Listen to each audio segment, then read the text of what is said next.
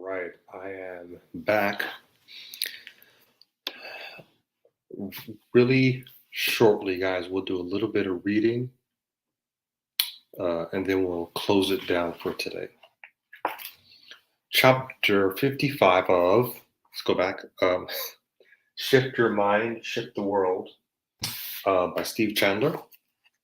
Chapter 55 is called Selling in this vital present moment. Selling in this vital present moment.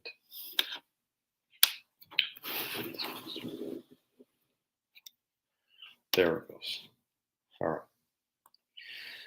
In my sales training days, I would often go on a call with a salesperson I was training. I'd sit with them while they talked to their prospective customers. I noticed that the creative salespeople would find opportunity in anything, even in objections, even in a client saying, "We don't have a budget this coming quarter. We're not going to be doing much with you." A good salesperson would use that information to generate an even stronger, more committed agreement with the client. Mapping out a creative payment plan that adjusted to the budget flux. But most salespeople were always mentally hurling themselves into the future. So when they heard the client say, "There's no budget right now," they would think, "Oh no, oh no, no, no, oh shoot, no budget? Oh well, okay, I'll talk to you next quarter then. Wow, that was bad news. I don't know what I'll tell my wife tonight." They developed an inability to see the opportunity in the moment by always worrying about living in the future. The masterful salesperson sits in the present moment, allowing the gentle inquiry of service to arise. What can help this person? They are always focused on the well being of the end user, not their own commission. They might say, "Well, you don't have a budget this quarter. I understand that. Let's look at how we can still help you get what you want and see what we can do for you so we serve you anyway. There might be a payment plan for you." There are so many hidden opportunities in what people say, but in my mind, but if my mind is in the future, I will never hear any of them. I will just say goodbye to wealth, say goodbye to that person, and we will both walk away, and that will be the end of it. But when I am right here, right now, nowhere else to go, nowhere else to be, the only thing I will care about right now is serving you and contributing to you. And so then I can hear so many things in what you say to me. I can hear so many opportunities for service. Our relationship can get even better inside no opportunity. Living in the present past doesn't work well either. So many people waste all their precious mental treasure and energy focused on the past, trying to revisit all the hurts and disappointments. They think it helps them understand themselves better. In truth, it keeps them out of the present moment opportunity. An interesting related email came today from my friend, Dr. Carla Rotering, a truly visionary physician.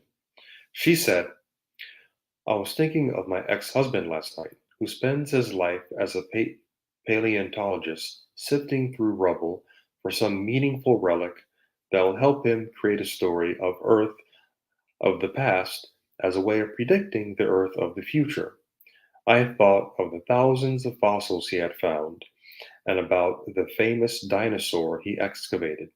My son Josh has a tattoo of it on his chest, all kept shielded behind glass so that we might never touch or feel them. So it goes for most of us, perhaps.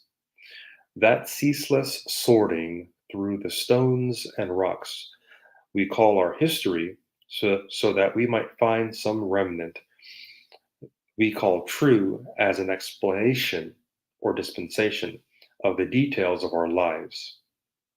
We put those old relics behind glass, call them precious and untouchable, and allow them to create, from their inertness, the story of what our lives are meant to be.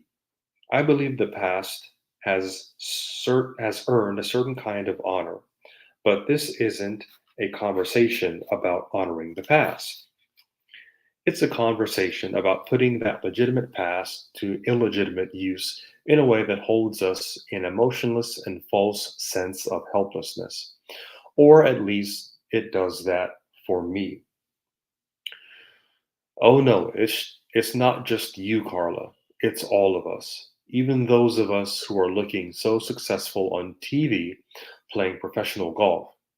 One of the things that other golfers say is different about Tiger Woods is that when he steps over the ball with the club, all he thinks about is putting a good swing on this ball right now, right here. This this one swing and just this one ball right now. Whereas most other golfers are fretting and thinking about the past and the future. They're still carrying that last bad hole, that old relic in their mind, and hating themselves and wondering how they're going to make up for that blunder with a better hole next time. Do I have to take more risks now to get ahead? Or they're thinking about the future. I'm feeling a little fatigued. And what about that next hole after this? How will I feel? Their mind is all over the place. Meanwhile, Tiger Woods has created an ability, a skill developed through practice, to shift his mind's focus off of all that. He shifts his mind from the past to the present, and he shifts his mind from the future to the present. And once shifted and relaxed into place, he puts a swing on the ball. Chapter 56: How Most People Get It Wrong. When people believe that they have a particular fixed personality, it can become a prison for them. What was once formed to give them, perhaps, a hoped for sense of safety, identity, and individuality now can put them in total lockdown. When I work with people who want to excel but aren't excelling, one of the first things I see getting in the way is what they believe their fixed personality is, what they believe they are like, and therefore must always be like.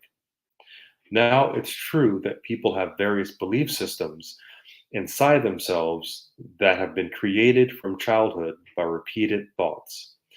These systems become what everyone else calls personality, but it's anything but fixed. There's nothing permanent in them or anything else out in the physical world under the sun. Yet people's imaginary permanent characteristics can become like a religion to them, something to believe in. They might have been indoctrinated into the dogma early. They were told they were lazy, or disorganized, or cowardly, or that they weren't thoughtful about other people. Soon these various personality characteristics become their beliefs. Who among us can really see that they are only fleeting thoughts? Very few do, but anyone can. Once again, Let's use the example of the house burning down across the street. I run out of my house and I hear a small child crying inside the flames, and I run in. I grab the child and I bring her out. All of this was done in a heightened state of action beyond and without personal thought. I was swept up in and then carried by what I felt simply needed to be done. It almost felt automatic. No time to think, just did it. So it certainly wasn't the result of any particular personality showing its stuff. We read accounts of a grandmother lifting the back of a car to free a trapped child or animal, incredible feats of courage and improbable strength. But we can't see that it comes from dropping the illusion of a permanent personality and allowing the fertile void to replace it with immediate action. A noun drops away to get replaced by a verb. Your restrictive permanent personality was never anything but repeated thoughts. They were repeated enough times to, to make a made up illusion of you, just the way a sparkler at night waved in a circle looks like a glowing whole circle. It's not a thing, it's a rotation of disappearing light. That's who the personal you are. In the moment of now, you can drop all of that rotating thought you call you. You can be whoever you choose to be given the higher purpose calling to you. You can have your actions called forth by the game you are playing instead of trying to come out of your personality. Such good news for those, including the old me, hung up inside pathological limitation. All right, guys, let's stop here and I'll read more tomorrow. I'm going to end the